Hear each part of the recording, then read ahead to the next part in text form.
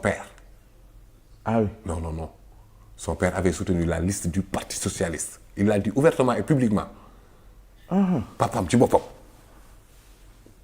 votalu ko. àndul ak ci liste locale yam nekkoon tête de liste moom Diomaye. oui 2022 waaw 2022. kon donc s'il arrive à avoir 54% de l'électorat au premier tour, ça veut dire qu'il a la baraka de Ousmane Sonko képp.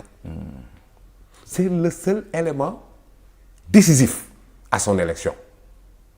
amul ko xam nga kooku sur ce point mais on peut dire que ni il avait carrément les coups de franche.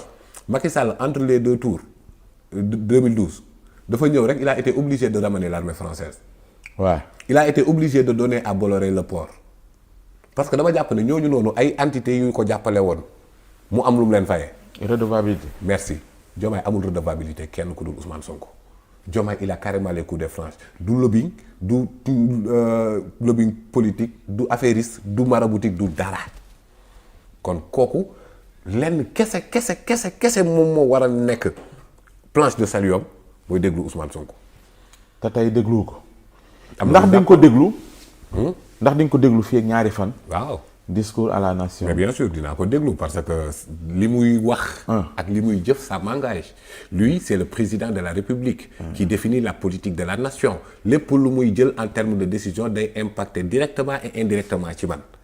la politique sanitaire. Oui. La sécurité, l'éducation, l'ordre, la discipline, tout. Parce qu'on a un hyper-présidentialisme qui nous avait promis de décharger ça. ndax président dafa bëri pouvoir te loolu la ñu waxoon. Ouais. Et il voulait un premier ministre. fort. super fort. ba léegi les pouvoirs sont centralisés ci loxoom kon maa ngi koy déglu bu baax a baax ba pare di apprécier li nga xamante ne moom lay teg ci loxo sénégalais yi. et pour yow mën na indi leneen lu uuteeg li ñuy gis muy doxal parce que tey impression bi ci ñu bëri mooy ni benn régime ñaari yoon. ñaari gis-gis yu uute. non benn régime benn yoon la parce que yoonu président Diomaye fi mu toll nii moom mooy primé. loolu mooy mais yow laal nga ay manquement léegi yow jàpp ni su doon li Ousmane Sonko mu nekk président de la République lu mel noonu duñ ko dund. nekkul président nag. mais justement moo tax ma lay wax ni est-ce que xaar nga ci moom peut-être. mu dellu waaw mu annoncé sax yeneen yoon yaa ngi junj sax sa biir wax lu xaw a niru ay réformes yoo doon xaar. mais parce que sànq soo waxee ni par exemple même ba ci constitution bi nga interroger wu. ne modèle yi ñu am.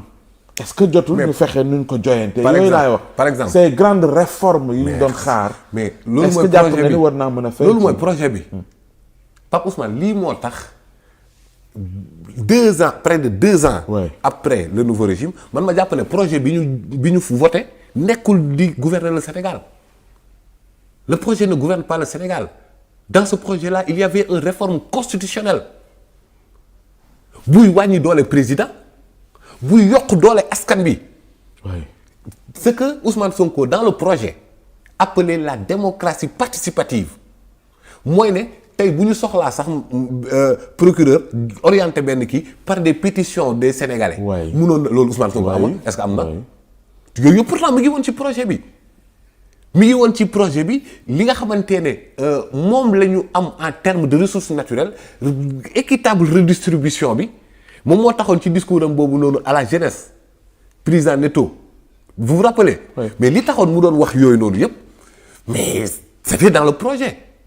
Et que même au-delà du Sénégal à mes frères et sœurs africains l'heure de notre révolution a sonné. Mais loolu noonu yëpp ce sont des questions problématiques yoo xamante ne mi ngi ci demal lire livre solution lii gars yi di coow lii yëpp Ousmane Sonko bind doo ko xaaj. pour yow président dafa dévié wu kon. non nekkul ci projet bi en tout cas xaw ma nag ban projet lay doxal mais li Sénégalais yi commandé ak lii ñu leen livré bokkagul fii ñu tolloon nii waroon na am. Des réformes majeures. Regarde par exemple la réforme sur la justice. oui. On a fait les assises. oui. ci biir assises yooyu am na point yoo xamante ne unanimité la def. Où sont les réformes dugg na est-ce que xam nga ne man li ma gëm mooy muy assises yu justice yi muy dialogue politique bi du ci benn boo xamante ne ça reçoit la validation de Ousmane Sonko. ah pour yow du genre boobu àndu ci. du genre boobu. du genre bi nga xamante ne day téye projet de société jaay ko Sénégalais yi jënd ko ba pare mu naan leen kaa leen demaat assise pour lan yow am nga projet tëdd. une perte de temps boobu. mais waaw am nga projet jox nga Sénégalais yi ne lii laa bëgg ci justice lii laa bëgg ci politique lii laa bëgg ci économie sénégalais yi ne la doxalal waaw nga yow ñu sénégalais yi jox la ba pare nga woote waat yeneen entité dans leen kaa leen waxtaan loo leen di waxtaanee Abdoulaye Daouda Diallo n'est-ce pas amoon na candidat Amadou Ba ne te du candidat la woon ñeneen ñooñu doon wax ci dialogue bi te du seen candidat la ñu woon ñoom seen offre dañ ko rejeté yow jël sa offre yow loo leen di woowaatee pour laajar leen seen offre d'autant plus que offre la boo xam ne sénégalais yi rejeté nañ ko ba pare choisir sa boss perte temps la wala bëgg a neex ñëpp mooy li ma la doon wax léegi nii il est très conciliant lui Diomaye il est compréhensif wala dafa nekk nit koo xamante ne il est tolérant par à toute chose ba tax na yow bi ñu la jëlee sa projet fal ko ngay wuti ñeneen ñi ñu rejeté seen projet neneen kaa leen ñu bokk dëgg la Sénégal benn bopp la concertation baax na dialogue baax na on est un pays de dialogue on est d'accord là-dessus mais nag lii gouverner mooy li Sénégalais choisir te li Sénégalais choisir mooy yow offre bi nga xamante ne moom nga leen jox. donc pour man amoo yaakaar trop kon ci discours am bi ñuy xaar gannaaw suuf. bon awma yaakaar ci discours. ci acte laay xaar man fi mu toll nii. discours bi mën na rafet mën na lu la neex mais l'heure n'est pas à des discours actuellement il a les coups de franche comme ni ma la ko waxee léegi. am na largement la capacité de changer de paradigme il a la capacité de révolutionner le Sénégal. Président Diomaye Ousmane Sonko teg na ko ci station boo xamante ne il peut marquer l'histoire et là il est en train de rater le train de l'histoire te lenn rek kese la mooy Ousmane Sonko loo diggoon Sénégalais Ousmane Sonko ne la nangam la nga jëfe lii képp la woon. kon yow Ibrahima Ndiaye mi ñu dàq ci PRP finalement da ngaa trouvé ni am na lu mu wax lu xaw a nuru sax li ngay wax nii parce que moom it diagnostic boobu la def. non xam nga ci 2 ans pour wax ni daal c'est pas liñ doon xaar. xam nga Ibrahima Ndiaye moomu il appartient à une formation politique. man je n'appartiens à aucune chapelle politique.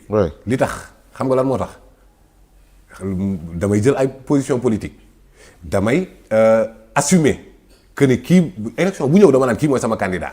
bu mu mënti doon même local dama naan kii mooy sama candidat man damay assumer mais gis nga ma ne dugguma ci parti politique. parce que mënuma suivre discipline de parti. L'obéissance aux lois qu'on s'est prescrites et liberté de Montesquieu, n'est-ce pas?